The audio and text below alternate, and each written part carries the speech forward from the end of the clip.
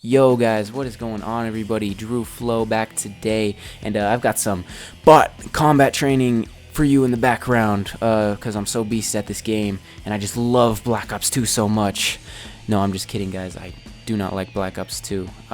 Anyways, let's get into the topic of this video. Anyways, as you know, I'm starting school this week, and I wanted to just talk to you about some stuff pertaining to school. So I want to talk to you about a teacher that I had last year actually, and she was just a horrible teacher.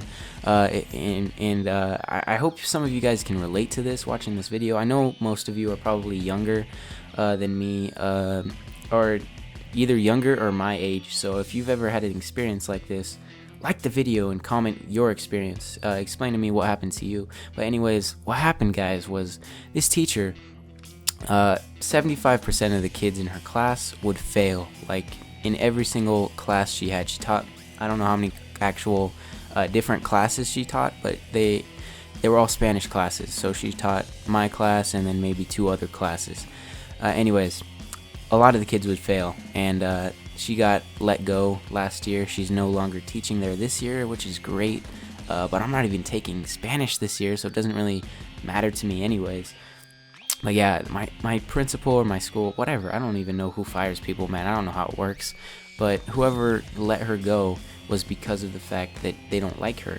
She said she had like a 3-year thing going on, and then after the 3 years, if they liked her, she could stay and keep teaching, and if they didn't, then she would have to go. So then she had to go, obviously, because they didn't like the way she taught or the grades that the kids were getting, because you know the schools are based on a grade system, and they want the school to look good with an overall like grade average percentage for the whole school, and she was obviously bringing it down with her classes, and she pretty much blamed us as the students for her getting fired or let go or whatever it's called. I don't even know. For her not being able to teach anymore, she blamed us. And let me just get this straight, guys. It was not our fault, you know. It really is not the teacher's fault when that many kids fail the class. I mean, maybe if 1 out of your 3 classes, a lot of them failed, maybe it wasn't completely your fault, because I've seen that happen, because there'll just be a class full of complete idiots and they just all fail, and the class would be super easy. But no, Spanish is hard. For one, Spanish is not easy for people that have never learned it before, especially when you've got a teacher that all she does is give you packets. She would just give us packets full of sentences to translate and write answers to for all class period, and she wouldn't even teach us anything. Like, she'd teach us on days when someone would sit in on the class to see her teach, and then she would actually teach, of course, because she didn't want to lose her job. But that's when she would actually teach, and then she'd give us packets and packets and packets, and then she'd give us a test pertaining to the stuff that we supposedly learned from the packets. I don't know how you learn something from trying to do something you've never learned before. You can't give a mouse a cookie and expect the mouse to, no, I don't even know what the freak I'm talking about right now. Anyways, guys, you can't.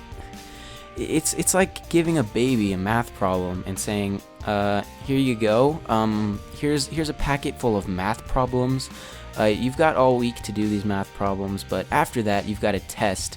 And after looking over this sheet of math problems, you should know how to take the test. You should do pretty good on the test. That doesn't make any sense, guys. You don't learn. I mean, some might say you learn by doing stuff on your own, but you have to have a foundation to go from. You can't just. It's like building on mud, guys. I know you've probably heard that analogy before, but it's like trying to build a house on mud. It'll just keep sinking the more you try to build, and you won't get up anywhere, and you won't have a house in the end. You'll have a mud pit full of wood and sticks and stuff. So yeah, guys, it's just really made me angry how she said the kids in her class were all lazy, and maybe that was the case for some of the kids. I typically am a lazy person when it comes to school, and I will say that it's not completely her fault that I failed that class. And I did fail that class, by the way, if I didn't say that already. But when there's more than just one person failing your class, it is not completely their fault.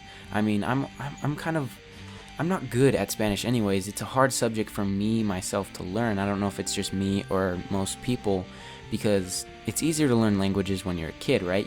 Your brain is like a sponge. You just soak up all the information you learn, and things tend to stick better that way when you learn things. But in a Spanish class, when I don't even know why I need to know Spanish to get into college, why do I need to know Spanish, guys? Why do I need to know Spanish? Someone tell me, so I can work the drive-thru at McDonald's and speak Spanish to Mexicans that are in the drive-thru? Come on, like what? No, that's so dumb. Really, if you're gonna go to a drive-thru, you should probably just know English. I mean, come on. How hard can it be? This is America that I live in. I don't know where you guys live. I live in the United States of America. Our language here is English. I don't know why we have to learn Spanish. It doesn't make any sense why we should learn Spanish to get into college. A lot of colleges don't even let kids in if they don't have a certain amount of years of Spanish learned. Which doesn't make any sense to me, guys. Oh, it really makes me angry because I'm good at other things. I'm good at math. I'm good at English. I'm good at like every other thing but Spanish. And for them to say that you can't get into college if you don't know Spanish just makes me really angry, guys. It upsets me because I know I can get into college without knowing Spanish, and that class screwed my grade point average up so bad last year. Without that class, I would have done so much better. Like the first semester, I passed the class with a D, barely passed it. Second semester, I gave up on the class. I didn't do any more of the work from the class because I was just fed up with it. Just quit the class, and guess what? All the grades in my other classes went up because I wasn't focusing on Spanish anymore. So my grades on my other classes got better when I gave up on Spanish because that teacher was stressing me out too much with these packets, man. Packets for days. Dude, I swear I could have built a house out of these packets. Could have built a better house, actual literal house with the packets than learn Spanish. Like, they were better for that than learning Spanish. You can't learn Spanish. Like, God, I don't understand. That's like giving a kid a book written in Spanish that's never learned anything about Spanish and expecting them to learn Spanish from the book. Come on. What sense does that make? You can't do that. That's impossible. It's not possible to learn a language with no prior knowledge to the language. I mean, it was my third year of the class, granted, so I had some prior knowledge, but we didn't have a lot of knowledge, guys. It was basically vocabulary. We knew some vocabulary, nouns and adjectives and verbs, and then we go into this class, which is mostly how to conjugate these verbs, if you guys know what that means. I hope you do. But we learn all this grammatical stuff, how to structure your sentences and how to conjugate the stuff. That's what this was all about, and we didn't have any really prior knowledge to that. And she expected us to just know as we got these packets. And the only kids that would pass were kids that took it home and spent hours on it at home, and they would get A's in the class essentially, and those are the people I do not like. And they would kiss up to the teacher all the time, and the teacher would go easy on them and treat them better than everybody else. Oh, she had favorites. She definitely had favorites. She would treat a lot of kids better than the other kids. And I will say, I feel like I don't want to sound stereotypical or anything. I don't know what you would call this, but I swear she had something against white people, white dudes especially, because white chicks, man, she was so nice to them, and it's part of the reason was because she was one too. Well, she wasn't a white chick, but I don't even know what she was. She was something, but she was a chick, and she was nice to all the girls in the class and all the dudes in the class. She was nice to some of them, and then the white kids, no. They had no chance. She was just straight up. She like I swear had something against American people, because I think she's Mexican and she's from Mexico, and she was talking about how it's so ghetto there and everything sucked until she came to America, and Americans don't know how good they have it, and that's what she was saying, stuff like that. So I feel like she looked down on us because we weren't ever ghetto in our lives, and all I have to say to that is get over it. Get over the fact that you had a hard point in your life. That doesn't mean I haven't had my own hardships in my life.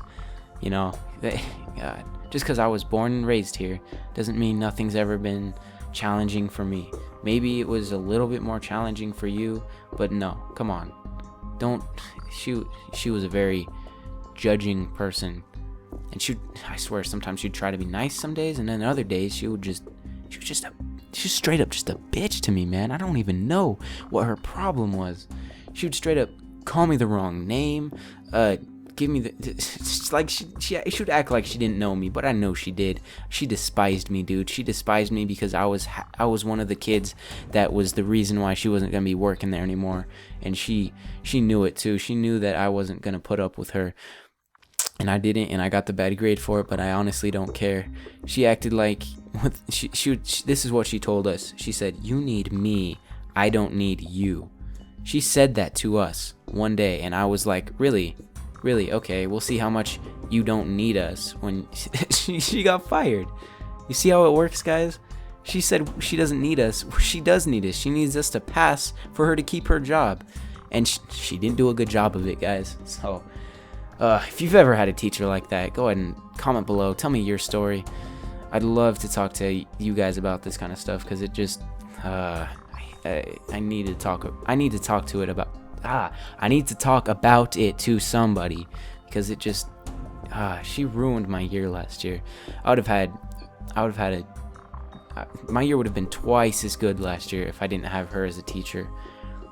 I'd have just been in a better mood on the daily. Thanks for watching, guys. I hope you can relate to this story at all. I hope you know what I'm talking about if you've had a teacher like this. But if you have had a teacher like this, then leave a huge like on this video. Leave a huge comment. Tell me your story. Tell me about this teacher that you've had before. And thanks for watching, guys. I'll see you guys later. Peace out.